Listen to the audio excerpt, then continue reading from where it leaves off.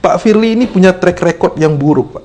Oke. Nah, saat beliau menjadi sebelum menjadi pimpinan KPK, beliau kan pernah menjadi deputi penindakan di KPK. Oke. Saat itu saya kan sama Bang Novel dulu kan sebagai pengurus wadah pegawai, Bang Novel ketua, saya sekjen. Gitu kan. Kita sempat melaporkan berapa kali pelanggaran yang beliau lakukan. Mulai dari pembocoran dokumen, bertemu pihak berperkara, sampai pernah kita juga bikin petisi, penyelidik dan penyidik membuat petisi kepada pimpinan KPK, Pak Agus Raharjo dan kawan-kawan, agar memproses deputi penindakan saat itu, Firly, namanya waktu itu Firly, bukan Firly Bahuri. Firly Bahuri ini saat jadi pimpinan KPK. Oh, dulu cuma Firly? Firly saja.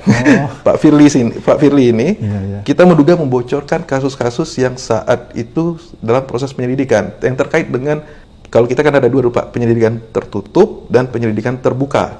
Kalau tertutup ini kan OTT, outputnya.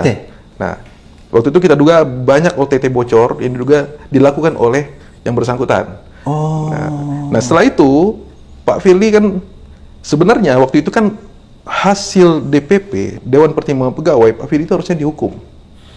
Tapi waktu itu oleh pimpinan KPK sebelumnya itu, Pak Agus Raharjo dan kawan-kawan, memilih untuk mengembalikan, sehingga tidak ada catatan pelanggaran. Berarti Pak Agus Raharjo takut sama Firly ya pada saat itu? Bisa jadi, Pak.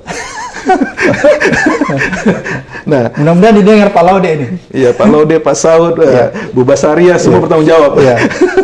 Nah, setelah itu, beliau akhirnya bisa terpilih secara aklamasi oleh Komisi 3. Bayangkan 56 anggota DPR Komisi 3 memilih Firly Bahuri. Ya, dia sudah rebranding, Pak. Gak hanya Firly namanya, ditambahkan tapi ada Bahuri. Nah, 56 semua memilih Pak Firly.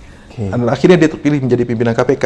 Nah, saat menjadi pimpinan KPK, masih terjadi lagi pelanggaran-pelanggaran, Pak. Di antaranya itu soal helikopter. Bapak tentu masih ingat ya? Betul, yang kita helikopter. Nah, terus ada juga pelanggaran terkait dengan bertemu dengan pihak berperkara. Siapa itu dia ketemu? Pernah bertemu Lukas NMB. Wih, gila. Siapa lagi? Ya, padahal kan pimpinan KPK kan jelas ya, Pak ya, tidak boleh bertemu dengan pihak berperkara dengan alasan apapun. Bahkan pihak-pihak terkait, bukan saja pihak terkait. Nah, itu jelas. Tapi dia punya argumentasi lain. Nah, terus ada juga yang kasus SDM yang sempat viral. Ya, Bapak dan kawan-kawan melaporkan dulu ke Dewas dan juga melaporkan ke Polda Metro. Nah, itu juga belum jelas nih ujungnya kemana.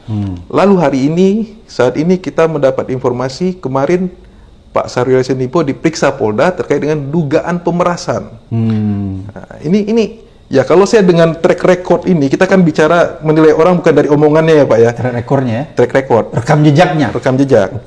Kalau omongan ya Pak Firly membantah. Kita lihat juga kemarin, Pak ya, dia membantah. Membantah tidak menerima serupiah pun. Mungkin benar, nggak menerima serupiah. Mungkin bentuknya dolar kali, Pak. Ini dugaan, Pak ya. Jangan dulu, duit yang didapat di rumah dinas itu duit dolar ya?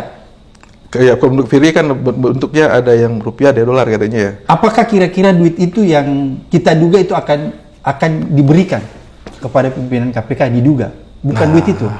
Itu saya nggak tahu, Pak. Karena nih faktanya ini kan menarik nih, Pak. Jadi kasusnya Pak SYL dengan kasusnya Pak Firly ini menarik, Pak.